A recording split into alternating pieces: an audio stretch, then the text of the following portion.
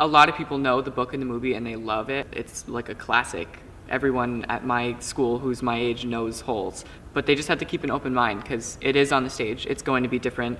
It's hard because we're sharing the stage between the modern times and then the like multiple flashback scenes that happen. So it's just incorporating that knowledge of there's theater magic going on at the same time. For a second stage show, it's a big production. It'll be food and real weapons and a lot more props than anyone is ever used to, and a bigger cast. For this production, we've had 3 weeks of rehearsals, and then we'll have 1 week of tech, and then we will go right into our weekend of shows. That's a lot of fun, but it is a very quick process in which we have to get everything up to speed, including actors memorized, blocking down, and the set design built and ready. Since we don't really have crews for this show, we also don't have microphones. So the biggest thing I've had to work on is projection. And Christine will sit in the back of the theater and be like, "You're too quiet!"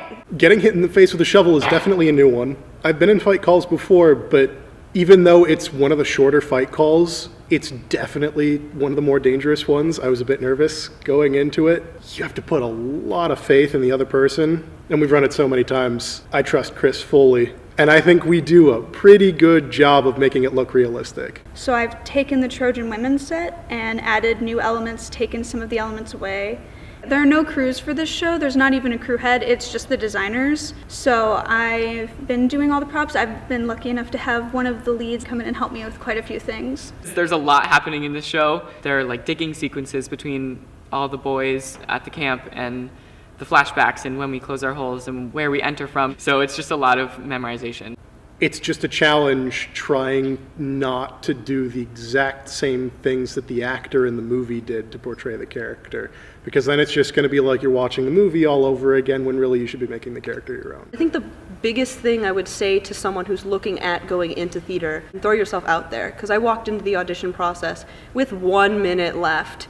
And I was terrified. I've made so many friends and I've learned so many things. And I would not be the person I am today had I not walked into that room right as auditions were closing. The part of this production that I probably enjoy the most as we're getting closer to Tech Week is the final product. We've come so far from the beginning of, stumbling over lines, not knowing where to be, when to be.